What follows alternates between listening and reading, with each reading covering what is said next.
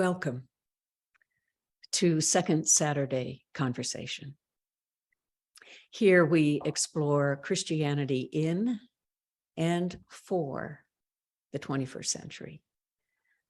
Christianity in the 21st century, I think, is problematic. And there never has been one Christianity.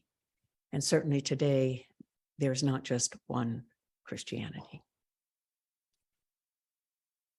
And Christianity for the 21st century, that remains to be seen. But here we grapple, we reflect, we question, we wonder about Christianity and what it offers and what it might have to offer as we envision a better world. We're in our third year of Second Saturday Conversation.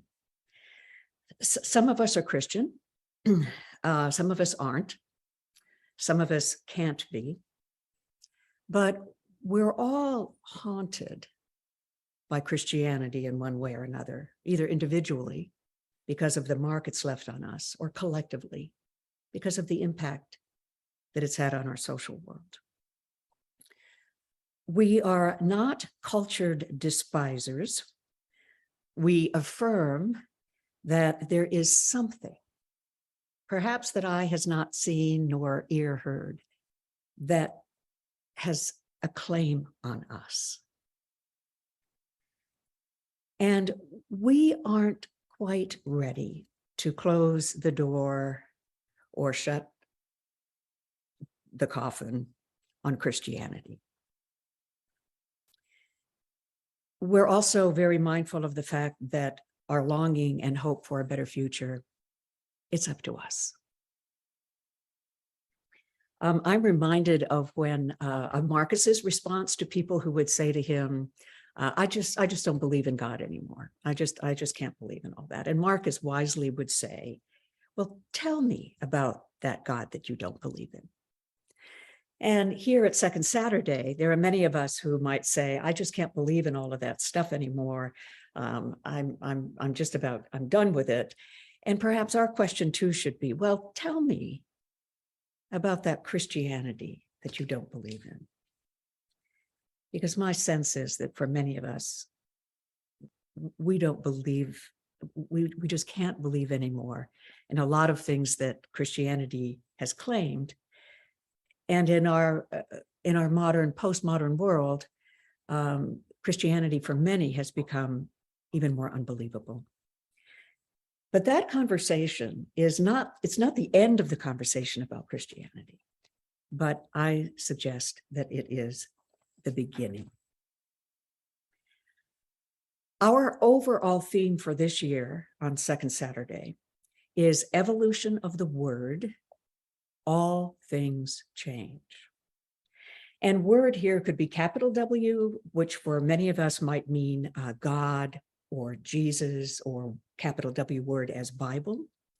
It can also be small w, word, language, how we understand language, how we use language, the context for things, the possibility of recontextualizing, but all with the awareness that all things change.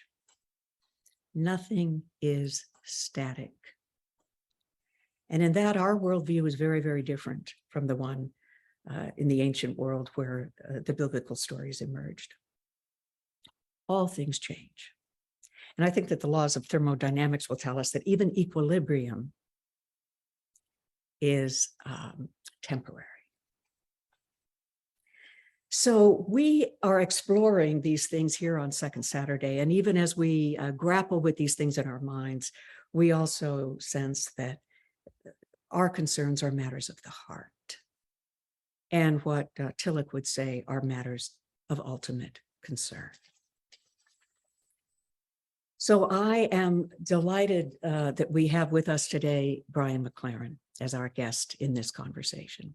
And I will turn to him in a moment. But let me just tell you a little bit about the order of the day. We'll have conversation with Brian until about 10:25, maybe 10:30. And then we'll move into a plenary session. And that will give all of you an opportunity, or as many as we can, an opportunity for you to ask questions of Brian. At about 5 to 11, I'm going to offer a brief close for the morning, right? And at 11 o'clock to about 11:05, we're going to have closing music and slides. And then after that, at about 11:05, we'll have what we call coffee time. And for those of you who can stay, that's wonderful. It's a more informal time, perhaps an opportunity for you to say hello to Brian and thank him for this morning. So before, though, I get underway with a conversation with Brian, Jeff Creswell, he is a good friend of mine, and he's deeply involved in spiritual formation. Jeff, could you say a little bit to us about the chat, and also a little bit about the courtesies of the plenary? Yes, thanks, Marianne. It's good to be here. Yeah, great. Good to have you. First of all, I just want to welcome everybody who's joined. The numbers just keep popping up on the screen, and it's exciting to see such interest in the things that we're discussing. Those of you who have attended Second Saturdays in the past will know that we have used the chat as a place for people to put their thoughts, comments, and questions that I was then directing to Marianne, and you would be able to we'd call on you from the chat, and then you could address Marianne directly with your questions. And given the numbers that we have today, we thought that we'd do it in a slightly different way. We still encourage you to put your thoughts and questions into the chat, but know that we won't be calling on people from the chat, but rather calling on you from hitting that little reaction button down at the bottom of your screen. If you click on that, you'll see there's an opportunity to raise a hand. And if you are technologically challenged like many of us, feel free to just put up your hand like this. But it'll be helpful if you can click on that little button, because what it will do in Zoom is it will put you in a queue with other people who may have questions they'd like to ask. And we'll be calling on those people who's put up that reaction hand button to address Brian and Marianne with their questions. So thanks. Okay. Thanks, Jeff. Good to see you. I was really eager to have Brian be with us and to be part of the conversation that we have on Second Saturdays. He addresses with such clarity and candor and insight, and also sharing his personal story, the kinds of things that we're struggling with. And the titles of his two most recent books could be subtitles for our own sessions. Just a second, I wanted to make sure I have the full, his most recent books, Do I Stay Christian?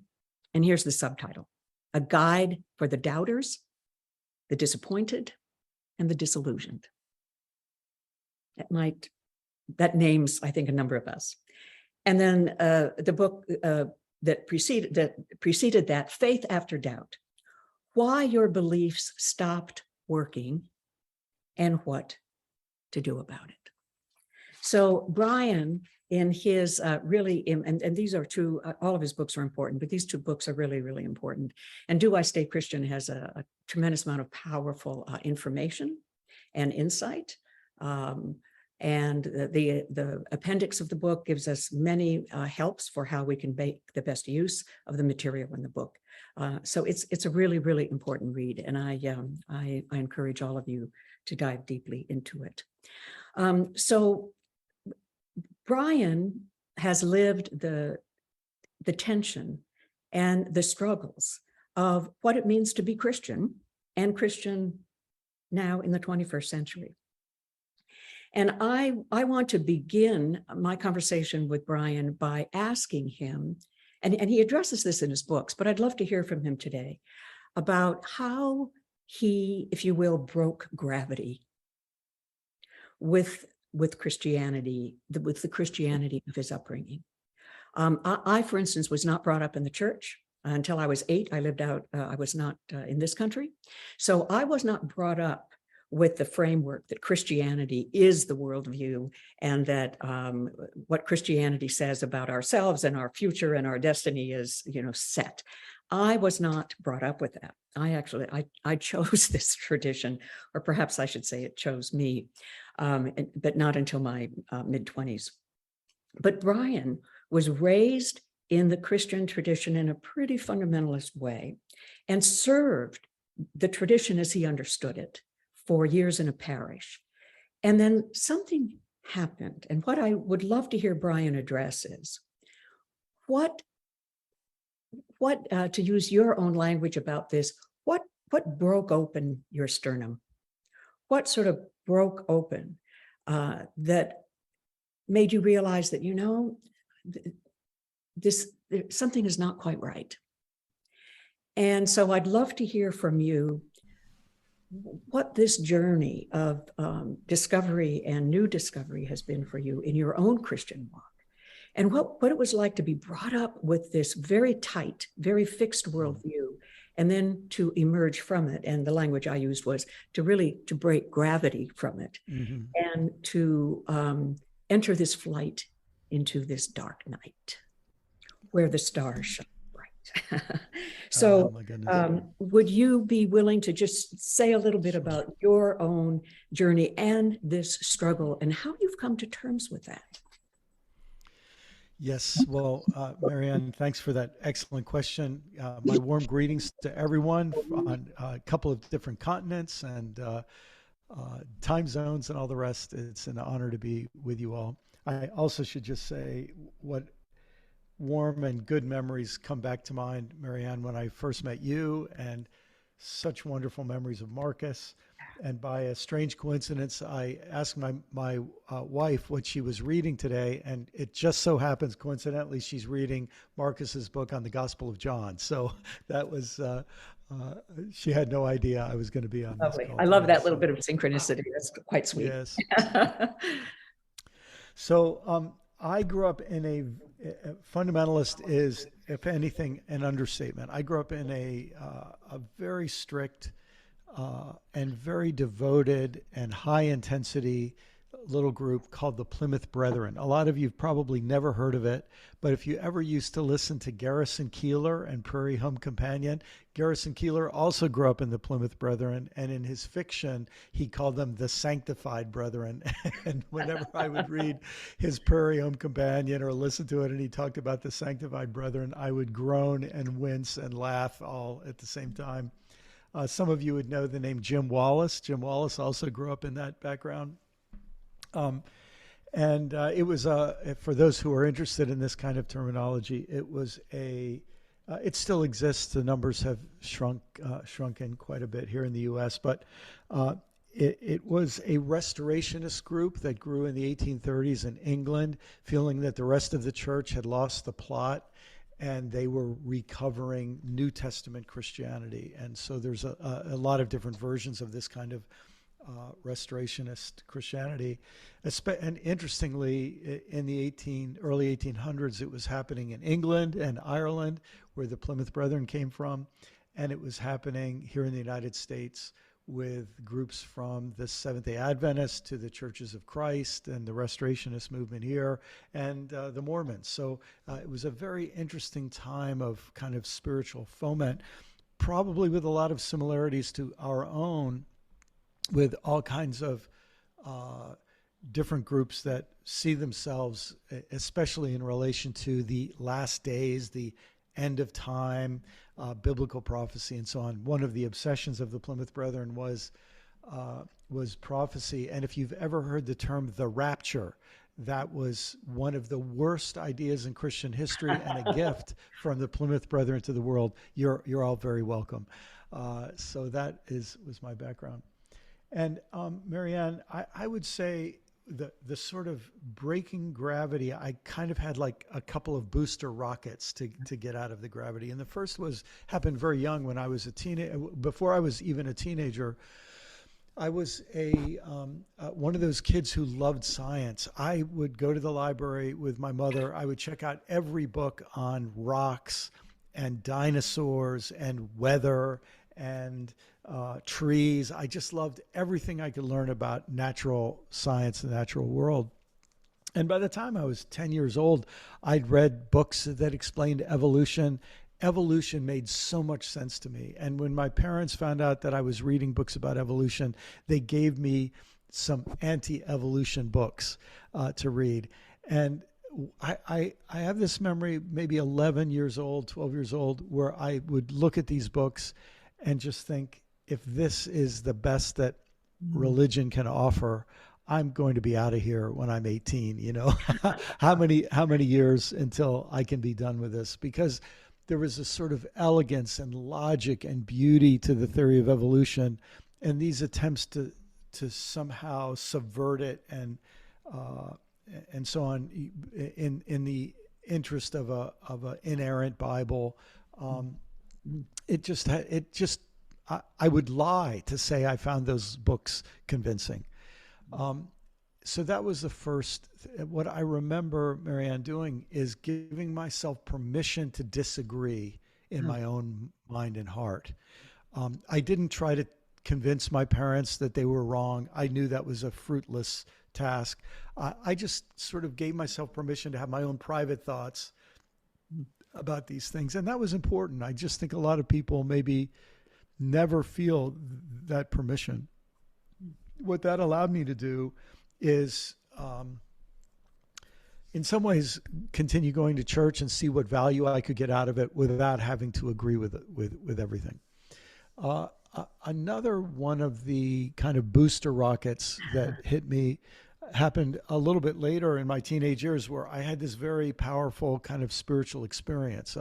I wouldn't have known what the word mystical meant at that time. Oh, if I had, I probably would have thought it was a little scary, but I had this very deep experience of love and this feeling, that this sense of my own belovedness. But not only that, that I was lying on this hillside in Maryland in the fall under the stars, and this feeling that every blade of grass around me was beloved, and every one of the cows on the hillside mooing and as the sun went down, it was all beloved, and the stars themselves were beloved. And this deep sense that there was, I think part of this is being a teenager and just feeling the depth of life, developing a sensitivity to the depth of life. And for me, it was the depth of love. And what came very clearly to me in that experience was that whatever we mean by God, it's really about love. So that was another that sort of allowed me to keep on my own path. If I could mention just two others briefly. In my when I was in graduate school, I did my graduate thesis in the English department on a then living Catholic novelist named Walker Percy. So part of my work was to read all of Walker Percy's writings. I was fortunate enough to correspond with him and get to meet him, and just one of the funnest educational experiences of my life. But Walker Percy was the first person that I'd encountered who used the word postmodern. And I remember when I read it in an article called The Message in the Bottle, I thought, what a weird word. What could be postmodern? What could he mean by that? And as I continued to read Percy, I came to understand that he felt that we were at the end of a period that people called modernity. And it was the period that had a lot to do with the Enlightenment. And it was the period that had a lot to do with rationality and so on. But that by the end of this period, and I didn't understand this from Percy, although Percy really helped me.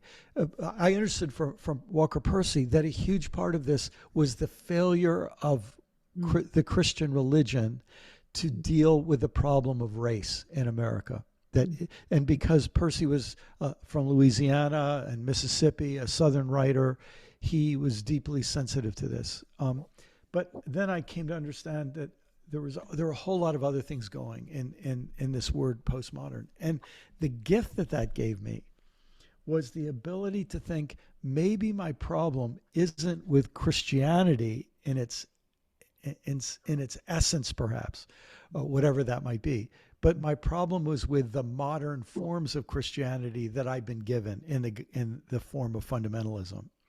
And what that allowed me to do is imagine different forms, both for the future, and it made me wonder about pre-modern forms of Christianity in the past. And Marianne, the theme that you've set for this year of the evolution of the word, one of the things that allowed me to do then was to realize that, just as you said, Christianity isn't one thing now. It certainly hasn't been one thing through history. It's evolved and changed and developed over history. So that was another of the sort of booster rockets that helped me break free. And then the last thing I'll say about this very rich question is I'd become a pastor. I'd been a college English teacher for a few years, and then I'd helped form this little experimental faith community. We hired someone else as the pastor. Eventually, he wanted to stay a member of the church, but wanted to get involved in social work and work among the poor. And I ended up becoming the pastor. It was a non-traditional route into ministry. And as a pastor, I had to preach each week, or almost every week. And the more I preached, the more I engaged with the Bible itself. And I realized that the Bible was way wilder and messier than the theology I'd inherited. And I started to feel this critique of my theology by the Bible, if I can say it that way. There just wasn't a very harmonious fit. And I was actually at a retreat with a bunch of other young pastors in San Antonio, Texas. It was at a Catholic retreat center. And I literally woke up early. I couldn't fall back to sleep because I just felt my theology was falling apart on me, and I was trying to put it together. And as I took a little walk around this little garden that was part of the retreat center and monastery there, I just remember stopping, and I just thought, I can't fight this any longer. The collapse is inevitable. And I just sort of gave myself permission to stop trying to keep the house of cards standing, to let it fall, and to say, I don't know what will come out of the collapse, but what I do know is I can't keep pretending that this structure I inherited is working. So I hope that that helps. Oh, very much so. And let me just pick up for a minute about this notion of the evolution of the word. Yes. Because, and even postmodernity and the critique of modernity and rationalism and clear categories, precise, quote unquote, pure categories. All of that has come up for question. And I think that postmodernity wants to open up those categories, right? Yeah. But that opening up, as you were saying, can feel destabilizing. Yes. But speak a little bit about how your own experience of opening how Christianity became destabilized for you, but how that has opened it up. Yes. For you to maybe either see it differently or see things in it that, as you said before, you didn't see before. Yes. And I think all of that relates to your notion of critique, which is a very prophetic spirit in our scriptures as well, the spirit of critique, which will. Yes. And I think it rather than trying to demolish something, it opens it up. Yeah, so well said. So well speak said. To that a little bit about evolution of the word and even that process of destabilization for you, but that actually the horizon is much more open now, even if it may not be as fixed, which means there aren't guarantees necessarily, but there are more possibilities. Yes. So Marianne, can I interrupt for just a second, Marianne? This is Jeff. Brian, there's a couple of comments in the chat that people are having a little bit of trouble hearing you when you turn away from your mic. Oh, okay. So I think that would help some people to catch everything you're saying. Right. Great. Is that better, Jeff? Much better. Okay. Much better. That's great. Interrupt me if I make that mistake again. Thank you. Yeah. Yes, Marianne, this is so interesting because I think part of the terror for a person like me who grew up in a fundamentalist setting is that you feel something is being destroyed. You feel something that is falling apart. And because of the social system of fundamentalism, and for all of you who didn't grow up in it, I know it's very hard to imagine, but there's a significant percentage of the people on earth who live in a fundamentalist system. It could be a Christian version, a Muslim version, it could be a secular version, but there's social systems that basically say if you change your thinking, you're out of this group. If you change your It's a thinking, closed you can. system, if I may say. It's a Those closed. are closed. Yes, Go ahead, keep going. that's right. And in a sense, to be disloyal to our beliefs is to be disloyal to our community because we define ourselves by a set of beliefs. And so you will be seen not just as a person who changed his mind, but as a person who betrayed us and betrayed the truth and even betrayed God. So this sort of intense emotional threat of being expelled is really, really a big deal. But I was very, very fortunate to be a lit major at my undergraduate and graduate school, because one of the things that happens when you study literature is, and especially when you go kind of to advanced in higher education and in graduate school, when you learn about theories of literary criticism and interpretation of text, is you find out that great texts invite huge arguments about what the author was trying to say or what's going on in the text. I'll give just sort of a simple, almost a cliched example. But in John Milton's Paradise Lost, there's this sort of standard way of interpreting it that John Milton, it was a Calvinist, and he was telling the story of the devil and the fall of Adam and Eve, and it was just sort of a poetic religious tract. That would be one way to read that text. But there's a whole lot of people who read Paradise Lost and they think, you know who the most interesting character in this whole extended kind of epic poem is? It's the devil. He's the most interesting character. And then they just start focusing on that and they say, why would would that be something John Milton is doing on purpose? Would it be something that he can't help but have happen? What does it reveal about him? What does it reveal about the times? And suddenly there are these twists that happen with the text.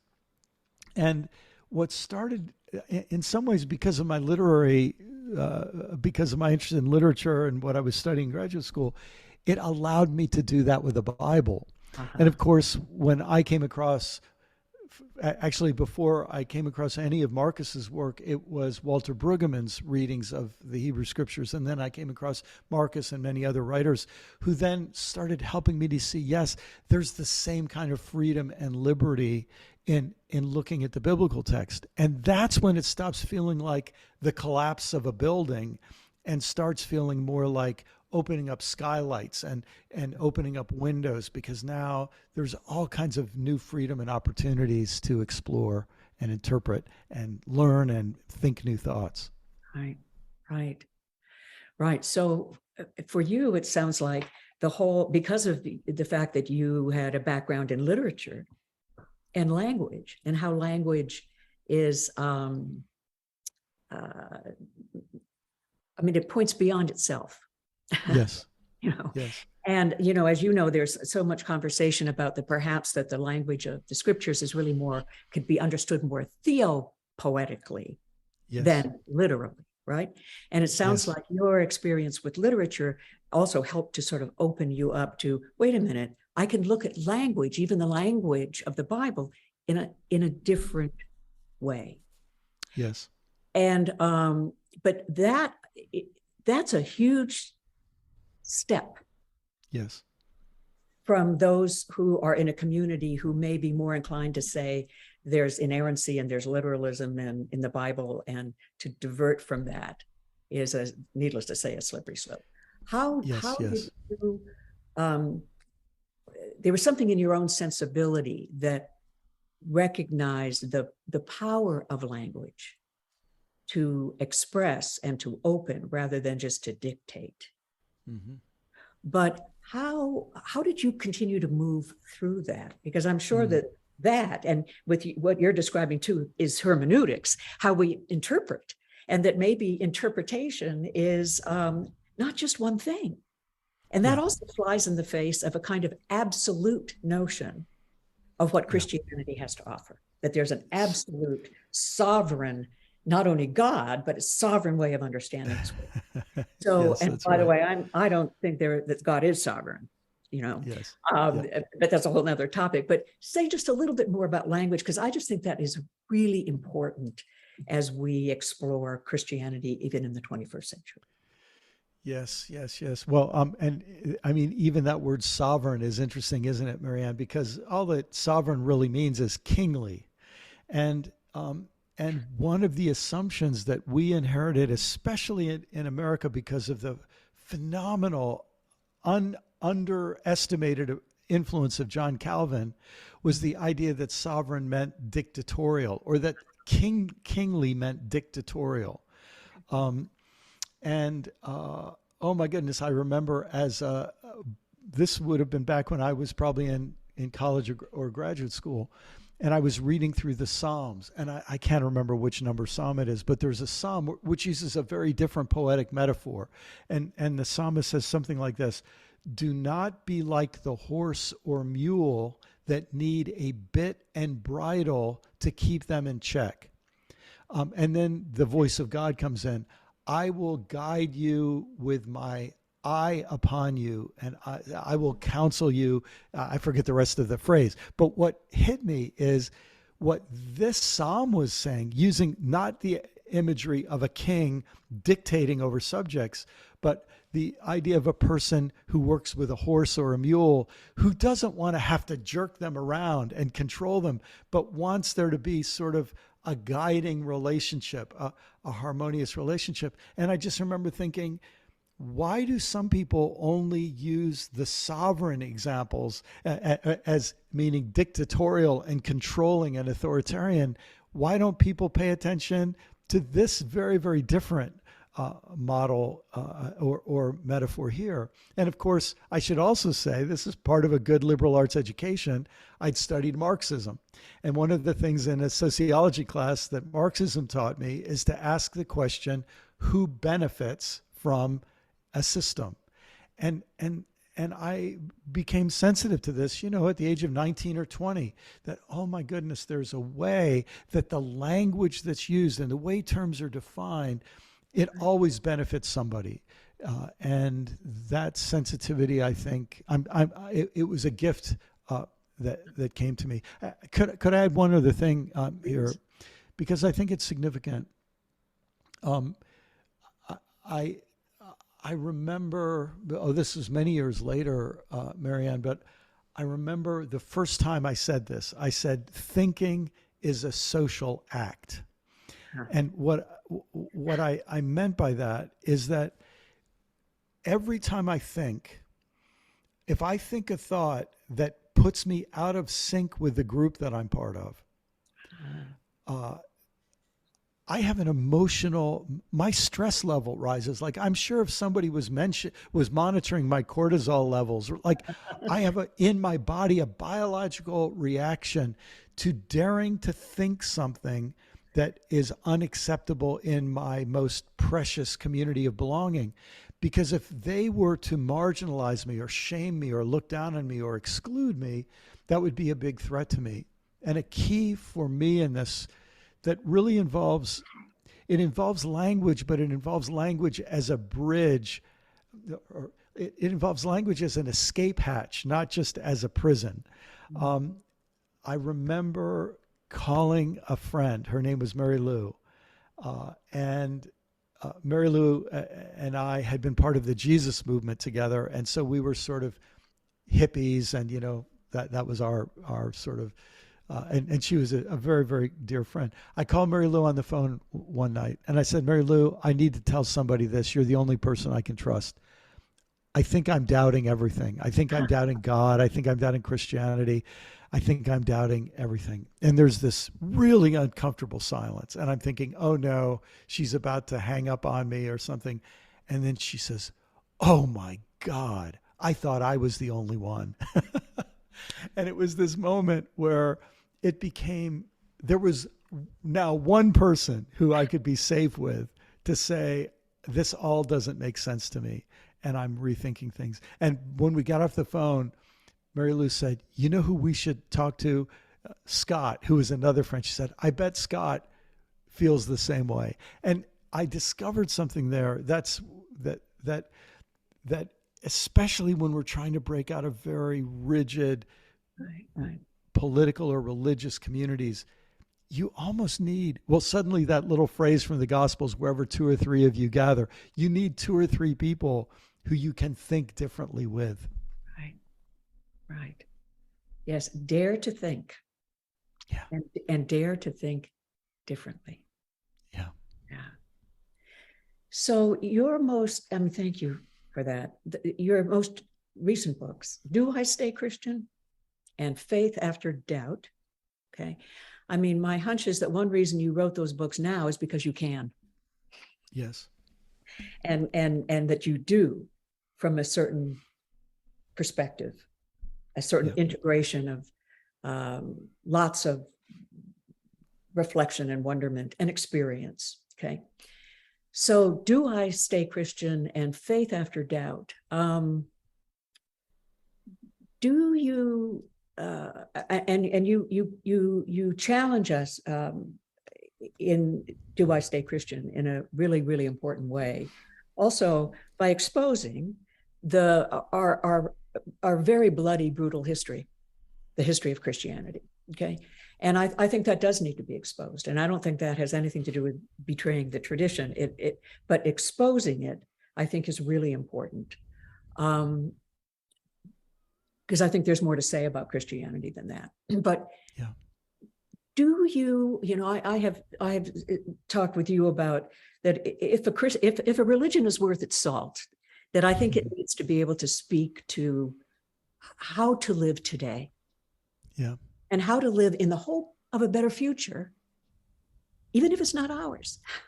Yes. Okay. Yes. And so what does Christianity, from your own sense, does Christianity, do you think, have something to offer the 21st century? And maybe that is truly, it's yet to be said.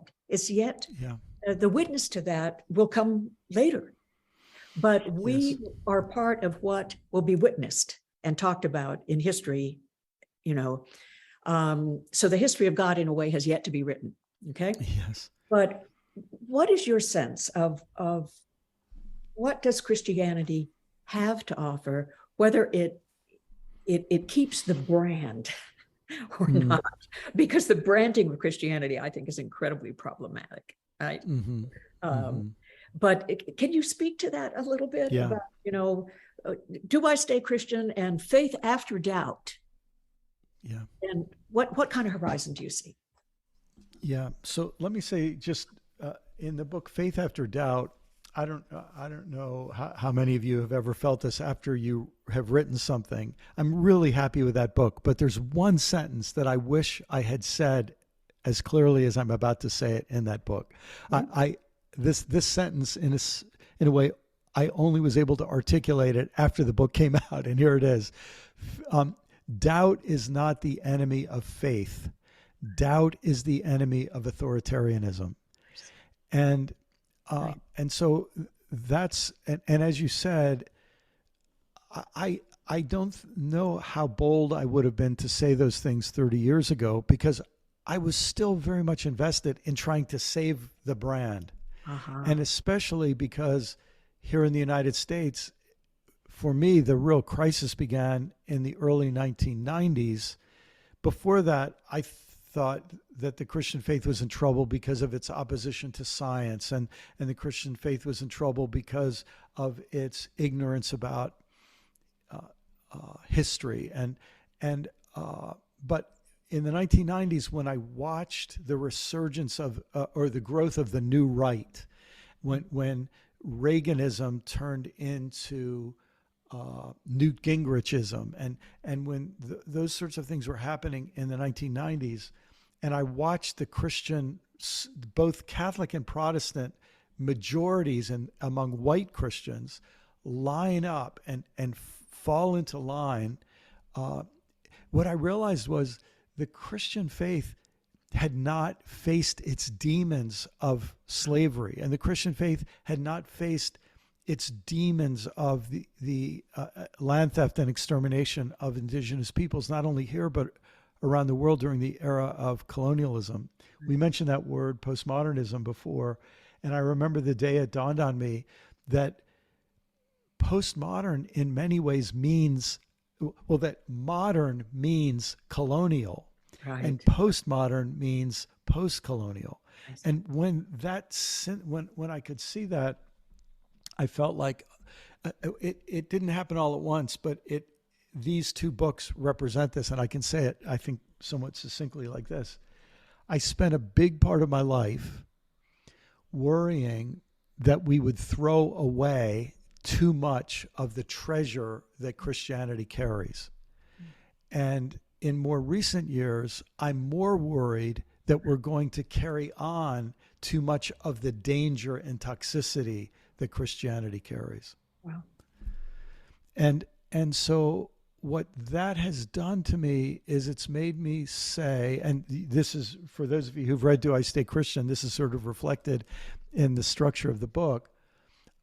I don't really recommend anyone says yes to Do I Stay Christian without also saying no, nor do I recommend that anyone says no without also saying yes. In other words, I think Christianity is a complex enough thing that it demands a no and a yes, or a yes and a no, because there are things that cannot be perpetuated without causing huge, huge danger and threat in the 21st century and beyond. And so maybe the only other thing I'll say, and see where you'd like to go with this, Marianne, but I am quite certain that the ugliest expressions of Christianity in the 21st century are still ahead of us. Uh-huh. Yeah.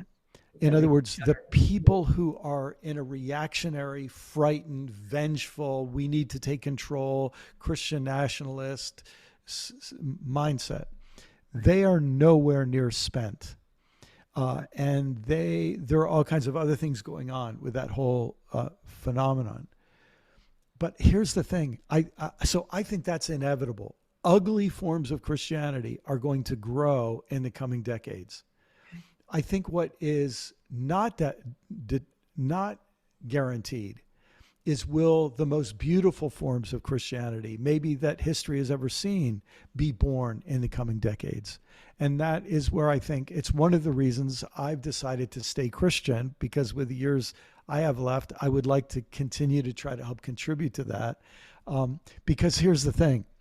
There are many people who need to leave Christianity, and they have left Christianity, and that's a done deal and a made decision. And I don't shame or blame anybody for that. But if everybody just walks away, in a sense, we leave the keys to the car with a bunch of drunk drivers and a lot of damage could be done. Yeah.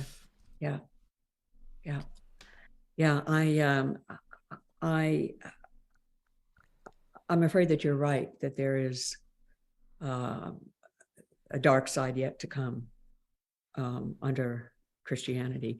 And I also am with you in saying that there is, that experience you had of even seeing the grass as beloved. Yes. And the dark sky is dark, but the stars shine so brightly. Yes.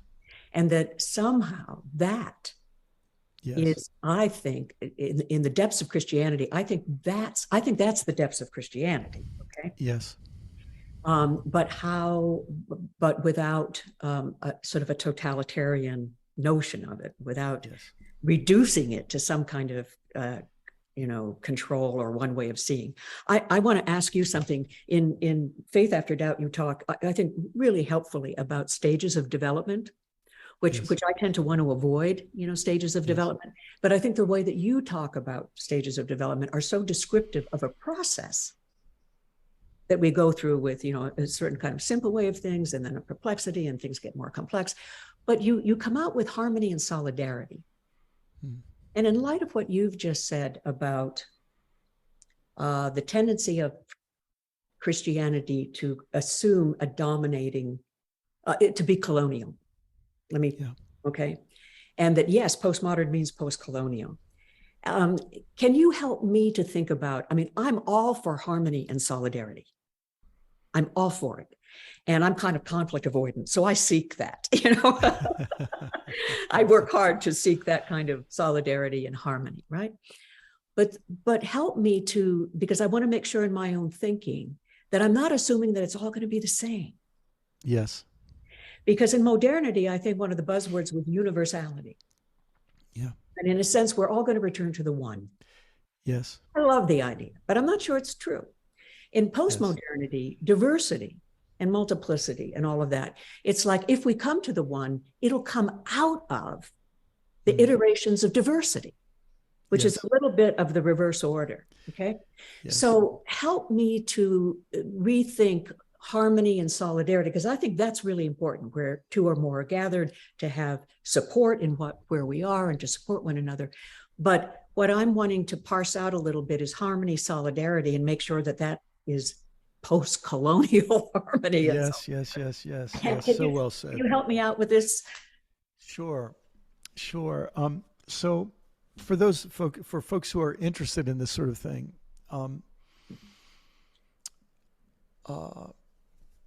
a fellow came up to me who I have great respect for. He's an author, and I consider him a colleague in many ways. He came up to me after one of my talks once, and he said, and those of you who have academic backgrounds, you'll understand this. This sounds a little harsh, but he didn't mean it as a harsh thing. It was more like an academic critique. He said, all of your talk about modernity and postmodernity, it sounds to me like you're too infatuated with intellectual history. I think you should pay more attention to social history. And then here was his statement. He said, postmodern is post-Holocaust. Uh-huh. And there's a huge amount of truth to that, because what happens in Europe is after World War II, when the Europeans think, gosh, the Germans, they were the smartest country in Europe. They were the most advanced country in Europe. How could they fall for a cretin and craven sociopath like Hitler? And I know it's hard for people to imagine anything like that happening today. I say with snark and tact. But they said, how could this happen? And so what starts happening is a kind of, in the deepest sense of the word, a kind of repentance among European intellectuals, where they say, we thought we were so enlightened. Look what we just did in 2 world wars. Look at what we just did in Germany. There's something about our enlightenment that's not very enlightened. And we need to become enlightened about the Enlightenment. That's the way that Jack Caputo summarized it. Right. And I think if you take that social history and seriously, 2 other things happened since World War II that really affect what is ahead of us. And I think what I mean by harmony and solidarity, the first is nuclear weapons at the end of World War II, and then their proliferation in the 1960s, 50s, 60s, and 70s. The nuclear weapons and climate change and the whole larger environmental crisis. And I think when you put all of that together in that very intense mid-century period, what you see is that for anyone born since, and for anyone with much awareness and reflection, we realize we cannot afford to keep living a perpetual Cold War where we build unity among us through hostility toward them. Because when either us or them has nuclear weapons, if we ratchet up enough anxiety among either us or them, somebody's going to hit that button. And the consequences of that are so devastating. We've got to find another way to live with each other as diverse human communities. And then add climate change.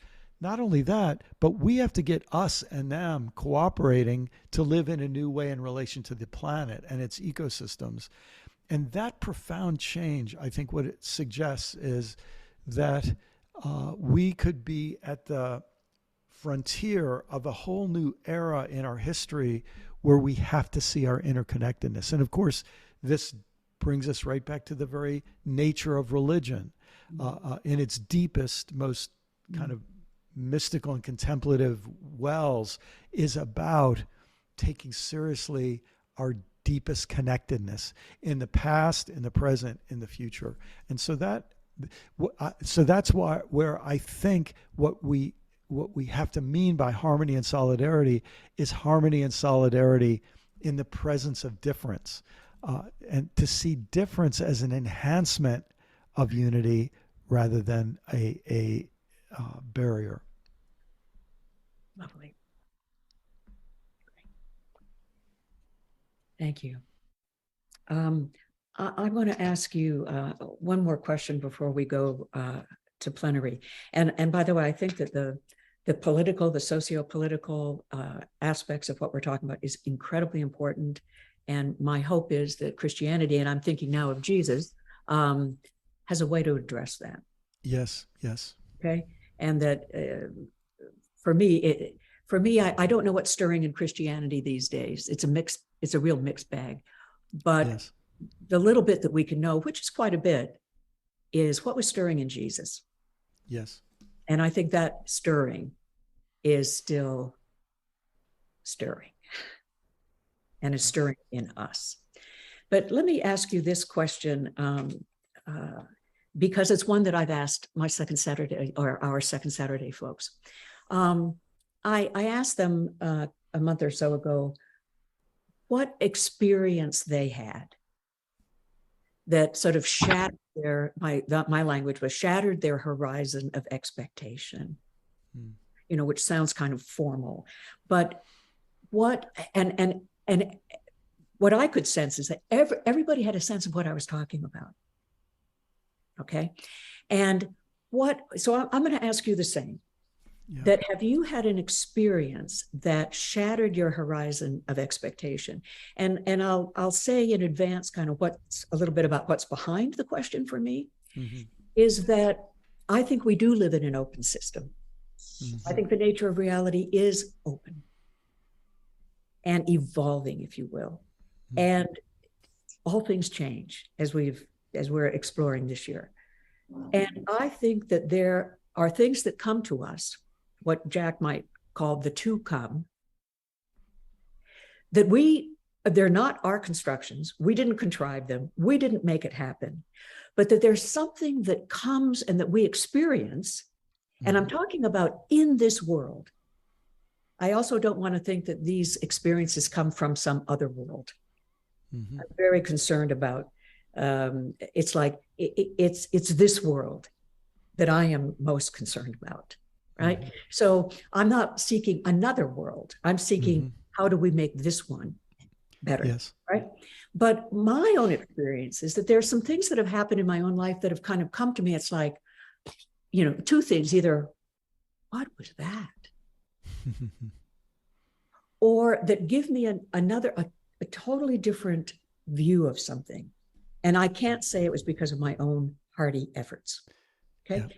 So, and that those experiences put me in touch with what William James might call the more, what Jack might call the to come, what Derrida might call the messianic, but it's what's coming that is yet to arrive. But when it hits you, when it comes to you, it changes you. Yeah. And I think that there's something about that experience that points to something about the nature of reality. And as Jack says, something that can come to you can be fabulous or not so good, and so there's a risk. There's a risk in life. Yeah. And I'd even say there's a risk with love. Yeah. There's a risk, but I think God is not, I don't think that excludes God. Yeah. I don't think the risk excludes God. But anyway, so let me get back to the question. Have you had an experience that you might say is one that shattered your horizon of expectation. What was the nature of that? And by the way, these are not things we argue. These are things that we just experience. And did that open up something for you? Did that, how you can tell from the way I'm talking that it affected the way I think about reality, right? Yeah. Can you speak to that? I'd love to get your sense of this.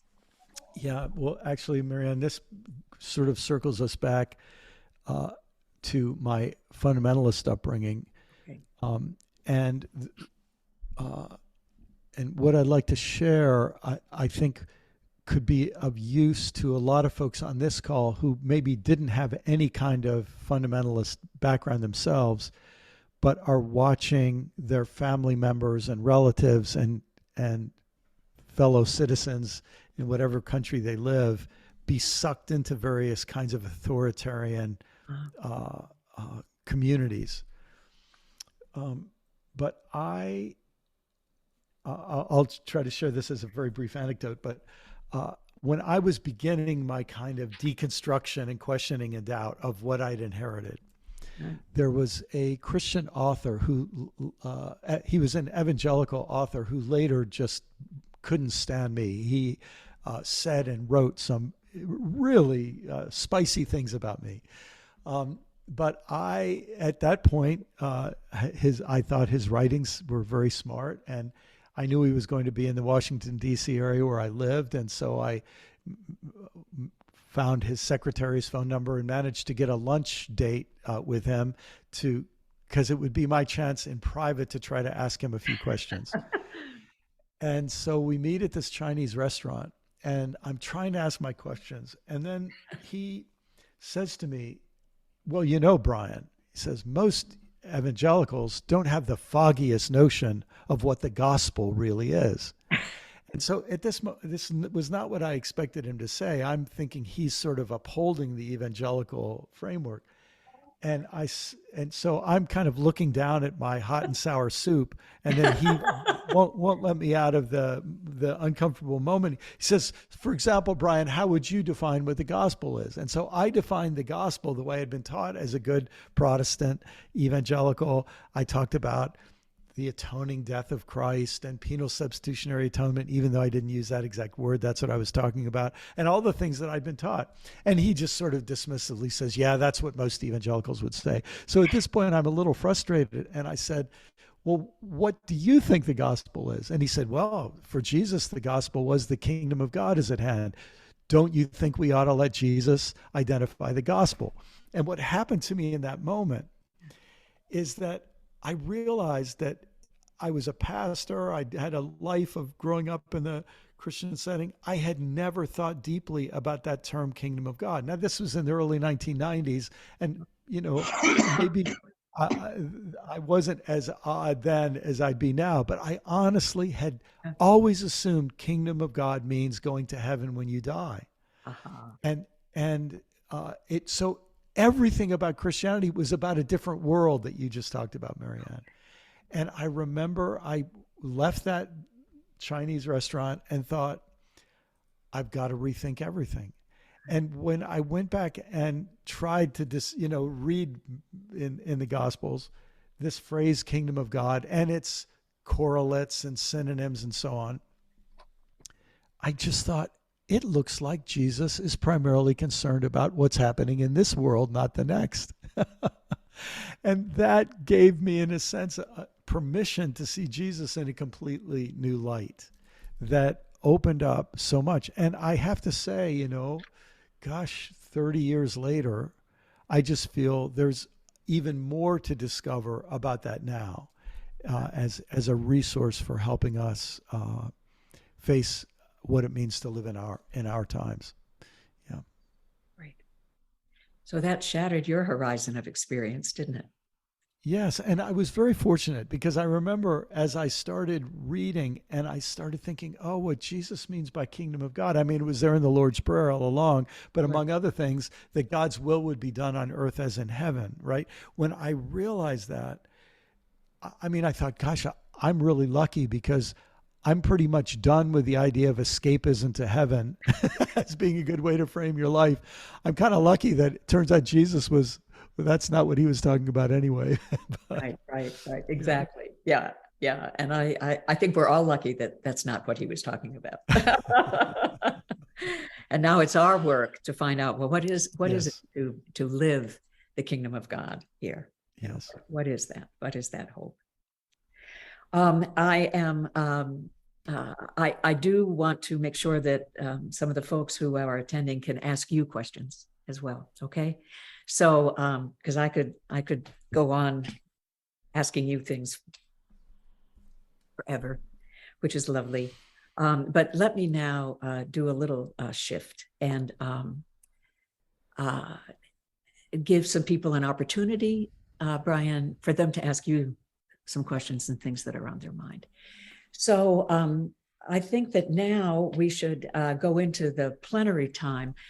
Jeff, do you want to say a little bit, give us a little bit of guidance on the plenary time? Because I'm sure there are quite a few people that we have who we won't, needless to say, we won't have an opportunity to have everybody be able to ask a question. So yeah, I'll just say a few things. First of all, lots of stuff is bubbling up and lighting up in the chat. People are really responding to the things that you two have been discussing. So just a little bit about the structure of our plenary session. As I mentioned, if you would like to ask Brian a question, you would be invited to hit the reaction button and put up the hand, and that will put you in a queue, and I'll call you in as you've raised your hand. I'd also like to encourage you to do your thinking before you put that hand up. Some of us are people who think as we speak, and some of us are people who compose our thoughts and then speak. And so given the number of people who would like to make a comment, I'd like to encourage you to compose what it is you'd like to ask Brian before you raise that hand, and know that not because I'm a policeman, but because I'm an encourager, I'm going to encourage you to keep your comment to 1 minute. And when you get close to 1 minute, you'll see this fickle finger of fate, my nice crooked arthritic finger, go up, which is a gentle reminder to you that it's time for you to wrap up what you're saying. And that way we'll get some more comments from more people. So, okay. That sound like a plan, Marianne? Lovely, Jeff. That's great. And I usually read the Listening Hearts guidelines for conversation, but I'm actually, well, here they are. So I'm not going to read them. I'm not going to take the time to do that, but just take a quick look at them. These are wonderful guidelines. We use these all the time on Second Saturday. They're not easy to hold, but this is our hospitality for listening and talking. Okay. So take just a moment to read through that. And in this next 30 seconds, this will give you 30 seconds to have you formulate what you'd like to ask, and then we'll go right into plenary.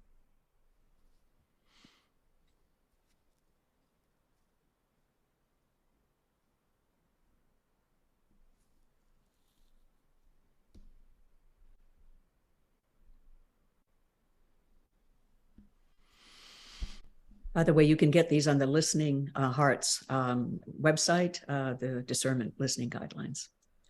Okay, let's go to some questions. Great. Okay. So I would, if I may be so bold as to start, I just want to say, Brian, how much I responded to your story of lying in the grass and feeling a part of it all, and then realizing that for you, God was love. And that so resonates with my own experience as a young boy from the earliest days. I had a much stronger connection to nature than I did to my peers. And I realized as I grew older that we were all connected and that it all had to do with love. And as I've watched myself move away from a fundamentalist background, I really came to see love as the sieve through which I put everything that I believed and everything that I did. And what's been so disheartening to me as you spoke about the worst may be yet to come. What's been disheartening to me is to see the incredible lack of love in the name of Christianity.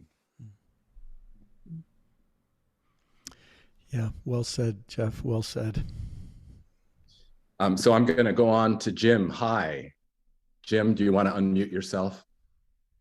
Hello, Brian. Good to see you. Hi, Jim.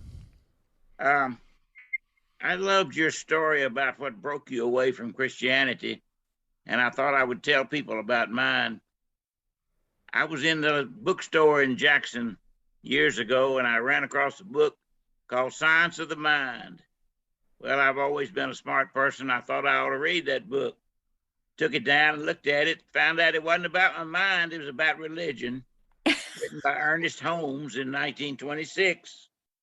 But he took God out of the sky and brought God down to the world and put God in our world. I still read his Science of the Mind magazine that comes out. It's been over 100 years now, so almost 100 years. So it's pretty good. And this month, November, the title of every daily reading goes back to Our Place in the Universe. Our Place in the Universe.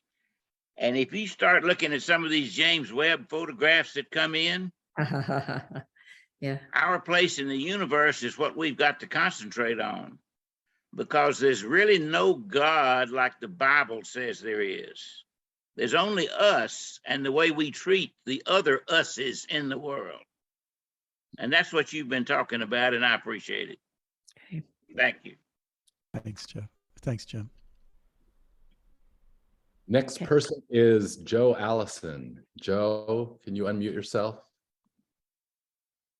Yes, thank you, Mary Ann and Brian. I appreciate the way you've articulated not only your spiritual journey, but our spiritual journey. That's been very helpful. I'm a Christian education guy. I've written Sunday school curriculum for decades, edited it. And I realized that those terms, Sunday school, Christian education, even discipleship, are restrictive terms that don't mean much to us anymore. And so I was struck by your statement that thinking is a social activity. I thought, yes, that's it. That's what we're trying to get at. And I'm curious to know how you would describe the different objectives of Christian thinking in the postmodern world to Christian thinking in modernity. yeah, great. Joe, thank you for that. Yeah, great question, Joe. So first of all, one of the problems that fundamentalist versions of Christianity have, whether they're Catholic or Protestant, and let's all of us not be naive to think that it's only Protestants who have fundamentalism. There is a kind of resurgence of Catholic fundamentalism going on right now. And there's a Buddhist fundamentalism resurging in Myanmar, and a Hindu fundamentalism resurging in India. So, and there's there are political and an economist friend of mine said, who I think would call himself an atheist, said, Brian, you think religious fundamentalists are bad. Wait till you deal with economic fundamentalists. This idea that thinking that we grow into a community that doesn't have all the answers, but we grow into a community that has a legacy of exploration and learning and growth and development. That to me is this sort of defining understanding. And it's where that word Christian education, I hope we don't lose it. And discipleship, I hope we don't lose it, in the sense that we keep communities of creative and imaginative and serious and rigorous thought alive. And that we keep expanding our toolbox of what it means to be a thinking person. And so all of that strikes me as being super important. And what I think, here's maybe a way I would try to get to the heart of your question. there are treasures so deep in the Christian tradition that it takes decades of thought and study to even find out where those treasures are buried, much less explore them. And the same is true in Hinduism, and the same is true in Buddhism, and the same is true in many of our indigenous traditions.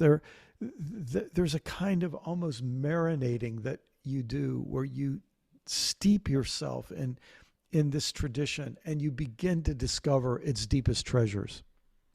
And what I hope can happen in the decades ahead is that those of us who do remain in the Christian tradition can do our work to descend into those depths and find those deepest treasures, and not to go and say, now we have to impose these on everybody else.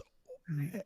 And not to say, oh, we don't really have anything to offer, no, we do. And those are our treasures. And then we sit down at the table with our Jewish and Buddhist and Hindu and agnostic and atheist and so on, and indigenous friends. And we say, hey, we're in such a mess right now. What treasures can I bring to the table? And what treasures can you bring to the table? And how can these treasures be brought to bear on the existential threats that we face?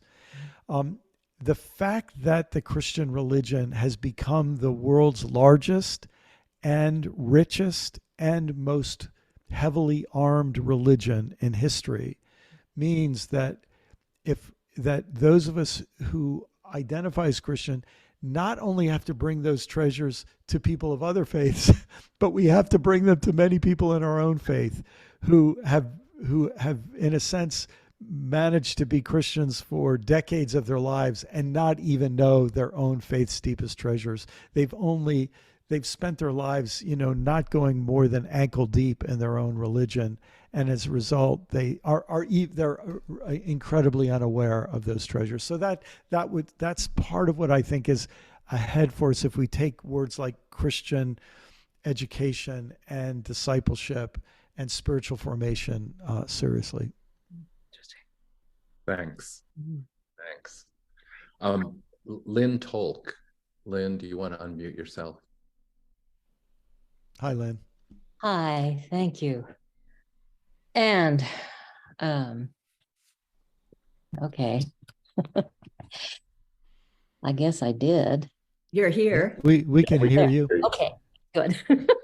Well, I got this message on my screen, so I wasn't sure. Brian, I want to thank you so much. You have been, I feel so validated. It's fantastic. And I've been around a long time. I hate to admit that, but I think I did not have your background. I was not brought up in any church. My mother despised church. She identified as a Christian, but she said church, no. And we couldn't talk about it. So I just grew up with a lot of curiosity. And so when I went to college, the first thing I did was to major in religion. And she had a fit, and I said, no, it's not that kind of religion. I was at college at Barnard, and it was definitely not that kind of religion. And it was wonderful, and I learned a whole lot. And then I didn't know where to go with it, but I couldn't let go of it. So I've been studying and going on, all my life. And what I've come to see is the value, and I forget the man's name who wrote the book. He said, all you need to know, you learned in kindergarten, share. And Father Keating put a group together in the 80s of people from 8 different major traditions, and that was what they did. And they did it for 20 years, 1 week a year of just talk. And they came out agreeing on 8 major points, and then just agreeing to disagree on a couple of others. And it's a wonderful little book. It's called The Common Heart. Great. Great. Thank you so much. And by the way, Barbara Brown Taylor and Brian knows Barbara, wrote a book called Holy Envy, where she talks about the importance of learning from other traditions as well. And by the way, she will be our guest in January. Oh, great. I just found out about this group. I'm so excited. Good. Anyway, so next question. Thank you very much, Lynn. Yeah. I just wanted to bring up two things that have come up as themes from the chat. Lots of people have been referencing Richard Rohr's work in relation to what you've shared, Brian. And the phrase that jumped out at me was what Richard talks about: order, disorder, and reorder. And it really captures a lot of what I think we've been talking about in our conversation. And then the other phrase that came up was othering is anti-love. Othering is anti-love. That captures a lot of what's been brought up in the chat. Huh. So let's go on to Jel. Jel, would you unmute? Okay. I had an experience talking to a woman I've known since the third grade, so that makes it about 1951 or 52. And she said, "Chal, if you believe that, if you don't believe that, you're not a Christian," which reminds me of something from a Bart Ehrman book. He said why he left Christianity and is now an agnostic is that Christianity has become a religion about Jesus and not a religion about that Jesus practiced. And I just wondered to what degree you believe that statement and to what groups it would apply. Yeah, my goodness, Jill, that's a great and very penetrating question. Someone just mentioned, Jeff just mentioned Richard Rohr, and many of you know Richard and I work closely together, and I've been involved with the Center for Action and Contemplation with Center for Action and Contemplation for several years now. And I was just on a call with Richard a couple of weeks ago. It was right around the time rumor went around on Twitter that he was on death's door, which was fun to be on a call with him when that rumor was going around. I mean, he's frail and has some health challenges, but he's doing very, very well. And do you all remember there's a book some of you may have read called The 5 Love Languages? And someone asked Richard what was his love language. And he said, oh, I don't really remember what those are, but mine, I think I have a 6th love language. And they said, well, what's that? And he said, I like it when other people care about things I care about. And I think that's probably what Bart Ehrman was trying to get to, the sense that would Jesus be happier for us to be obsessed with Jesus, or would Jesus be happier for us to be obsessed with the things he was obsessed with?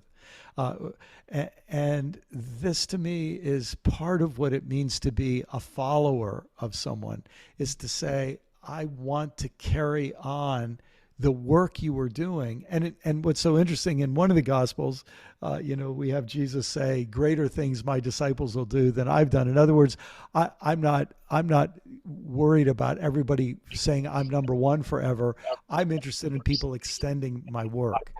So that idea, I think, is part of the opportunity that we have in thinking about what the Christian faith could be going forward. It's especially interesting because I don't think Jesus was a fundamentalist, in the sense that he wasn't trying to create a eternal closed system. That instead he spoke in evocative language of parables, for example, or of certain kinds of proverbs that almost work like koans because they include paradox. And in that way, it seems he was more interested in getting us to think than in making us think exactly what he thought. And so all of that seems to me to be our opportunity to be part of a living, growing tradition, as opposed to a closed fundamentalist tradition. Nice. Thanks, Joe. Yeah, and thank you, Brian, for that. That's lovely. Yes. We have Brother Bill Bradley next in the queue. Hello. Grace and peace, Brian. Hi, Bill. Hello. I heard about you through Peter Rollins. I was in Atheism for Lent, which he does every year, and I was part of that. I was talking to Give Peter. up God for Lent. Yeah, I give up God for Lent. That's what I did. I looked. There was a blurb. You wrote a blurb on the back of his first book, and that's why I was asking him about you. And he said you were a good guy. And the first thing I thought when I read your background was, I said, oh my goodness, this is one of those atonement theory preachers that came out of the evangelical, world there. And now he's in this other world. I wonder what he's going to be like. So I started at the beginning. I gave you a fair hearing. I read every one of your books. I read them all Goodness. from the beginning. And my question to you is, which one is your favorite? First off, and why? That's my question to you. Oh gosh, Bill, that's a fun question. And I should say, my wife hasn't read all of my books, so so I've kept you busy, and I'm impressed by that. I liked it from the beginning. I think a lot of authors would say this, that their most recent book is usually their favorite because they got to do things they weren't ready to do before. So I feel that, but probably the two of my earlier books that I have a special place in my heart for most would be a book I wrote called The Story We Find Ourselves In, that was sort of a teaching fiction, you might call it, or creative nonfiction. And then I wrote a book called Everything Must Change, and that book had the writing of that book had the biggest change in my own life. So, yeah. One little quick question before you go. What book are you reading right now? Oh my goodness. I'm reading a book actually by a Swedish philosopher. It's called This Life, and the subtitle, I forget the exact subtitle, but it has a secular faith. And I'm interested in this because I think describe himself as an atheist, but he has a really interesting definition of faith. And I'm finding it very, very interesting. Just called This Life. Yeah. Thank you. Yeah. Thank you. And of course, atheism is, away from theism. Yes. So that's not as bad as it sounds. Right. Anyway, we have time for one more question. Yeah, we're running close to a lot time, more than one, but I think we can have a couple of maybe quick things, but yes, that we're coming right up to our closing time. There's a person who is the name says Lutheran Church of something. I can't read the rest of it. But do you want to unmute yourself? That's you raising. Yeah. Hi, Marianne. Hi, Brian. Hello, Lily. I think a lot of the problems for me, the sin of the world is violence. And I think that the penal substitutionary atonement is justifying that. Can you tell us a little more why we think God wanted to kill his son to save me? And that would put God in prison nowadays for killing his own son. Yes, that's right. That's right. Well, let me just say, I began questioning that inherited obsession in stages in my own life. And in many ways, I'd already distanced myself from that penal substitutionary atonement theory.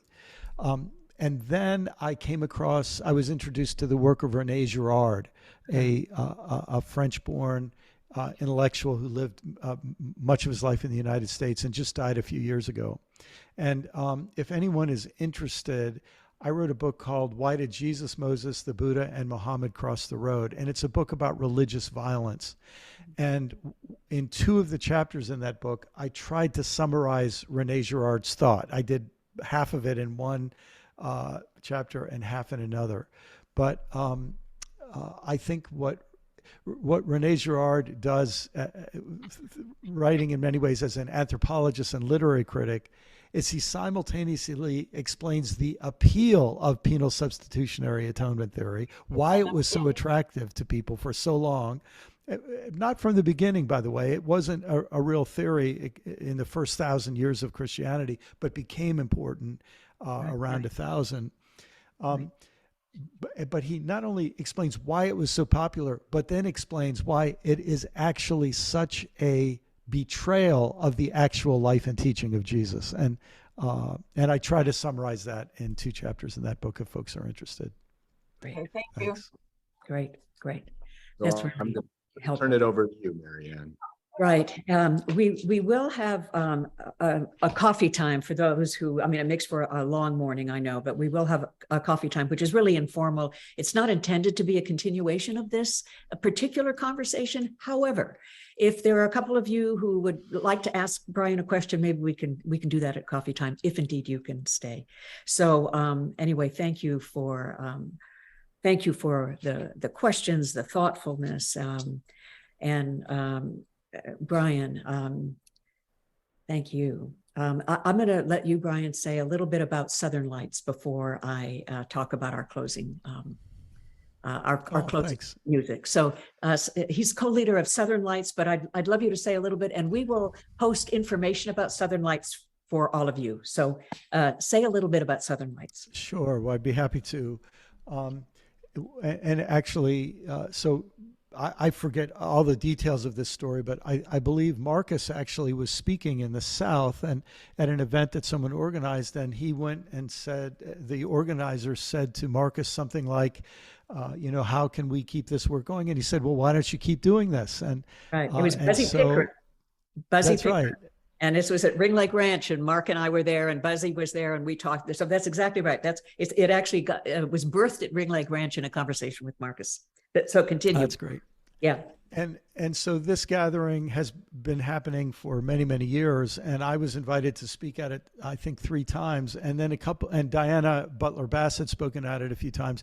And a few years ago, at the beginning of COVID, they decided that it had run its course and they were going to stop. And Diana called me and said they're planning to stop Southern Light. It was called January Adventure then, and we said, gosh, it feels this is the wrong time to stop this. We need it to keep going because the southeastern United States is a place where so much power is concentrated politically, and we need forms of Christianity alive there that can help us deal with the problems we face. And so we offered to take it over, and we renamed it as Southern Lights. So in many ways, it's a place where these kinds of conversations will keep happening year after year. Martin Luther King Jr. weekend in January and on the Georgia coast. And we're almost full for this coming year. If folks are interested, you'll want to register as soon as possible. If you just look up Southern Lights Conference, it'll come right up online. And if we do fill up for the in-person event, you can do it online and get all the access to the video. So, but thanks for your interest in that. We hope it will continue the legacy that has been going on for decades and or for over a decade, and that will help keep turning the tide in a part of the country that really, really needs it. Right. And continue the conversation. Yes. The conversation. Great. I'm the closing music for today, and it's about a 5-minute music, and then we'll go into coffee time for those of you who can join Brian and myself. But I decided to play Both Sides Now. It's Joni Mitchell, and it's her mature, kind of smoky sounding voice. And I love this rendition of Both Sides Now. And for those of you who are kind of, a lot of us are in the same age cohort, you know that the song is about, I've looked at love. I've looked at love from both sides now. I've looked at clouds from both sides now. I've looked at life from both sides now. And indeed, we have. We've all lived long enough to look at life and love from both sides now, maybe more than 2 sides. And she goes on to say, I really don't know life at all. I really don't know love at all. And when I first heard this, I thought it was a little bit despairing, sort of like, gosh, I'll never figure this out. But now I hear it very differently. I've looked at life from both sides now, from win and lose, and still somehow I still don't know what life is really all about. I hear now in that a deep affirmation. And for me, I hear now in what she's singing is that in the non-knowing is more to come. There's more for us to explore and experience and wonder about clouds and love and life. So I hear her singing this in her latter years, more in terms of a powerful affirmation and an acknowledgement of that in the limit of non-knowing, that's actually the opening for what we can't see coming and what we hope will make for a better world. So we will close with Both Sides Now, Joni Mitchell singing that. And Brian, before we lead into the music, I am incredibly grateful for you and for your time with us today. And as the desert travelers would come to an Abba and say, oh, Abba, Father, give us a word to live by. Why don't you send us off with a word of blessing or a word to live by? Oh my. Well, first, to end with Both Sides Now feels like the right word. It's interesting, Marianne, there are two songs that are among my favorite songs that I've ever heard in my life. One of them is Both Sides Now, and another is a very similar song by a musician named Bruce Cockburn called Understanding Nothing. And his last line is, all these years of thinking ended up like this, in front of all this beauty, understanding nothing. And the sense of a beauty that's beyond our understanding is, to me, so much of what has been the greatest treasure at the heart of our faiths. So I hope all of us will feel that as our invitation to not paint ourselves into a corner of arrogance and know-it-allness, but rather to stay in that position of humility and awe and wonder and gratitude and speechlessness. Lovely. And let me just add to that you yourself have said we need something to disrupt our vocabulary and grammar that can't contain what it can't contain. And you affirm that the wilderness can do that creation can do that. So as part of our closing slides, there'll be about 6 slides from a friend of mine named Janine Wagner, who has somehow been able to capture what can't be captured, the beauty of creation, and may it stir us and know that we are part of that beauty as well. Okay. Thank you, Brian. And Brian, I'll see you in about 5 minutes. And for those of you who can join us, that's great. And thank you to all of you who have been with us on Second Saturday Conversation with Brian McLaren.